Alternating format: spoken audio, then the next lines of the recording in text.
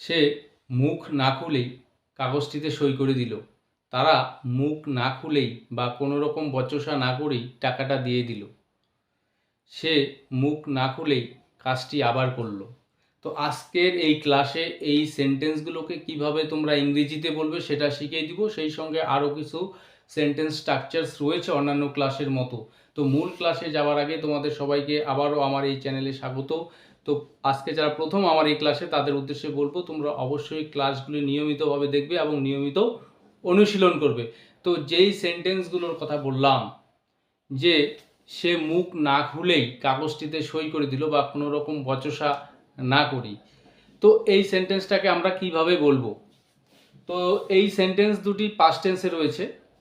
তো সে মুখ না খুলেই কাগজটিতে সই করে দিল, তো এই সেন্টেন্সটাকে আমরা বলবো হি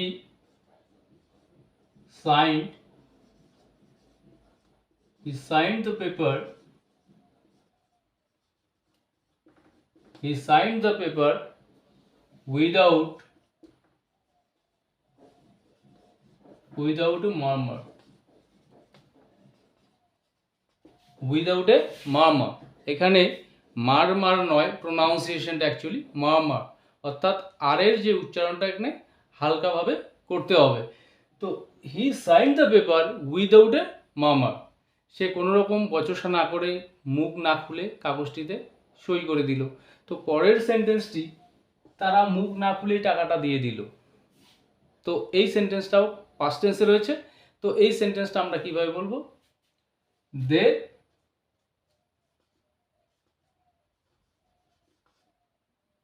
paid the money or gave the money without a murmur, তারা কোনো রকম বচসা না করে বা মুখ না খুলে টাকাটা দিয়ে দিল। তাহলে এই জাতীয় সেন্টেন্সগুলো আমরা তৈরি করতে পারবো। তো সেন্টেন্সগুলো তৈরি করার সময় আমাদের সেন্সটা বুঝতে হবে যে কোন সেন্সে আমরা কথাগুলোকে বলবো, অর্থাৎ যেখানে কোনো রকম মুখ না খুলে কোনো একটা কাজ কেউ করছে বা কোনো বচসা না করে, সেই সময় আমরা সেন্টেন্সগুলোকে এইভাবে বলবো। তো সে নিজেকে সামলে নিয়েছিল, আমি নিজেকে সামলাতে পারলাম না। তো এখানে আরেকটি সেন্টেন্স স্ট্রাকচার। তো নিজেকে সামলে নিয়েছিল অর্থাৎ এখানে মানসিক দিক থেকে কন্ট্রোল করা, নিজেকে সামলে নেওয়া, এইরকম সিচুয়েশনে আমরা কথাগুলোকে বলি। তো এই সেন্টেন্সটাকে কিভাবে বলবো? সে নিজেকে সামলে নিয়েছিল, এই সেন্টেন্সটাকে আমরা বলবো হি পুলড হিমসেলফ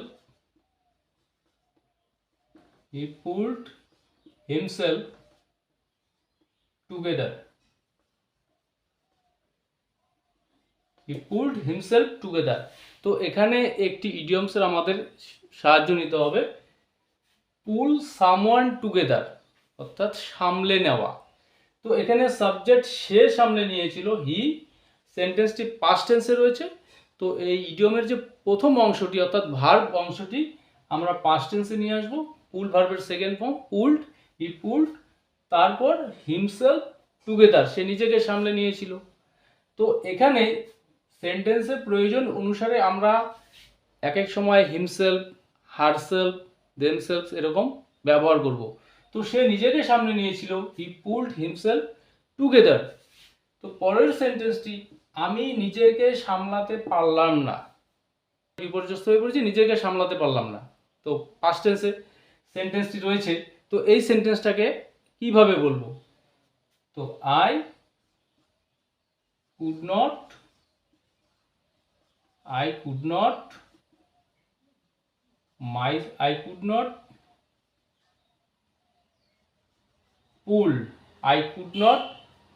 পুল মাইসেলফ। এখানেও সেন্টেন্সটি পাস্ট টেন্সে রয়েছে, বাট এখানে পুলড বলবো না, যেহেতু শুরুতে আমরা এখানে পুল ভার্বের আগে কুড নট এখানে রয়েছে, পাস্ট টেন্স মেনশন করছে এই কুড হেল্পিং ভার্ব। তো I could not pool myself together.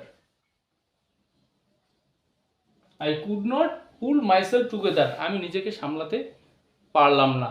তাহলে এই পুল সামওয়ান টুগেদার, এই যে ইডিয়ম সামলে নেওয়া, তো এই ইডিয়মসটাকে ব্যবহার করে এইরকম প্রচুর সেন্টেন্স তোমরা তৈরি করতে পারবে এবং বিভিন্ন টেন্সে তোমরা সেন্টেন্সগুলোকে তৈরি করবে এবং ইন্টারোগেটিভ সেন্টেন্সও আমরা তৈরি করতে পারবো। যেরকম আমরা অন্যান্য ভার্বগুলোকে ব্যবহার করে ইন্টারোগেটিভ সেন্টেন্স তৈরি করি, ঠিক এই ইডিয়মসটাকে ব্যবহার করেও আমরা ইন্টারোগেটিভ সেন্টেন্স তৈরি করতে পারবো।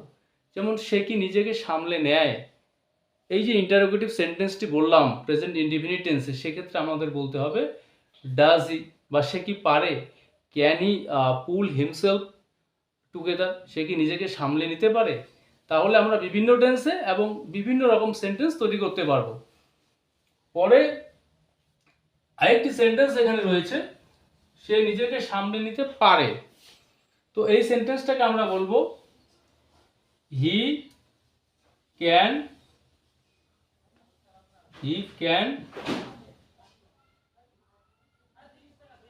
pull himself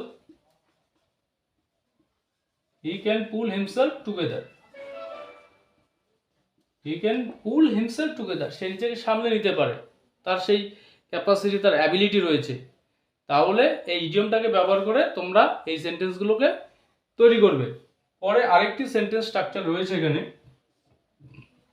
আমার প্রথম শিক্ষকের কথা আমার অস্পষ্টভাবে মনে পড়ে। ঠিক ক্লিয়ারলি মনে পড়ে না, তার ফেসটি দেখেছিলাম আজ থেকে 30 বছর আগে বা 25 বছর আগে, তো অস্পষ্টভাবে মনে পড়ে। যে বৃদ্ধ লোকটির ঘটনাটার কথা বা ঘটনাটি অস্পষ্টভাবে মনে করতে পারে।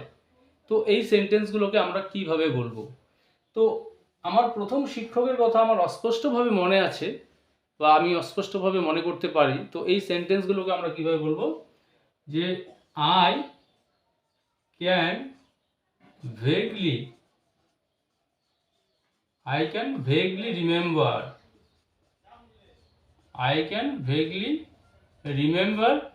মাই ফার্স্ট টিচার। আমার প্রথম শিক্ষকের কথা আমার অস্পষ্টভাবে মনে আছে, ঠিক ক্লিয়ারলি মনে নেই তিনি কেমন ছিলেন দেখতে, কেমন পড়াতেন।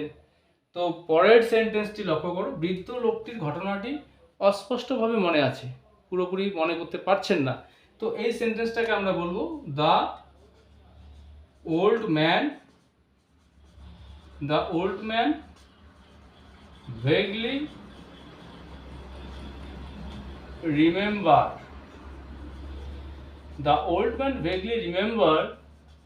the incident. অর্থাৎ বৃদ্ধ লোকটির ঘটনাটির কথা অস্পষ্টভাবে মনে আছে বা অস্পষ্টভাবে মনে করতে পারেন। তাহলে আজকের এই ক্লাসে 3টি সেন্টেন্স তৈরি করার নিয়ম দেখালাম। তো এই নিয়মগুলোকে ফলো করে তোমরা এই জাতীয় সেন্টেন্সগুলো প্রচুর বলবে, লিখবে। তো আজকের এই ক্লাস নিয়ে যদি কোনো রকম সমস্যা থাকে তোমরা অবশ্যই কমেন্ট করে জানাবে। আর এখানে একটি সেন্টেন্সের মধ্যে এই উইদাউট স্পেলিংটা একটু ঠিক করে নিতে হবে, উইদাউট। তো they paid the money without a murmur, এখানে আউট শব্দটিকে অ্যাড করে নিতে হবে। তো এর জন্য দুঃখিত।